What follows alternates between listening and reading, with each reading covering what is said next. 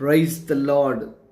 దేవుడు చెప్పిన ఏ మాట అయినను నిరర్ధకముగా పోదు. లూకాసు వార్త 1వ అధ్యాయము 37వ వచనంలో ఉన్నటువంటి మాట ఇది. మాటల్ని గూర్చి మనం ఆలోచన చేసినప్పుడు మాటలు పలు రకాలు. అయితే మనుషులు తాము మాట ఇచ్చినప్పుడు కొన్ని సందర్భాల్లో ఇచ్చినటువంటి మాటను వారు మర్చిపోతూ ఉంటారు. ఇచ్చినటువంటి మాటను వారు చాలా సందర్భంలో వెనక్కి తీసుకుంటారు. ఇచ్చినటువంటి మాటను చాలా సందర్భంలో దాటివేస్తూ ఉంటారు. అయితే దేవుడు మనుషుల మాటలకు భిన్నమైనటువంటి వాడు. వాక్యం అంటుంది, భూమి ఆకాశమైన గతించిపోతుందేమో కానీ నా మాటలు ఎన్నటికీ గతించు అని ఆయన సెలవిచ్చాడు.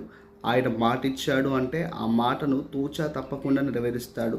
దానియేలు ప్రార్థన మనం జ్ఞాపకం చేసుకున్నప్పుడు చెరలో ఉన్నటువంటి తన ప్రజల కొరకు, యూదుల కొరకు ఆయన ప్రార్థన చేశాడు. ఏమని? దేవా, వాగ్దానం చేశావు, వాగ్దానం నెరవేర్చు అని ప్రార్థన చేశాడు. అయితే దానియేలు ప్రార్థన ఆలకించి దేవుడు మాట నెరవేర్చాడు.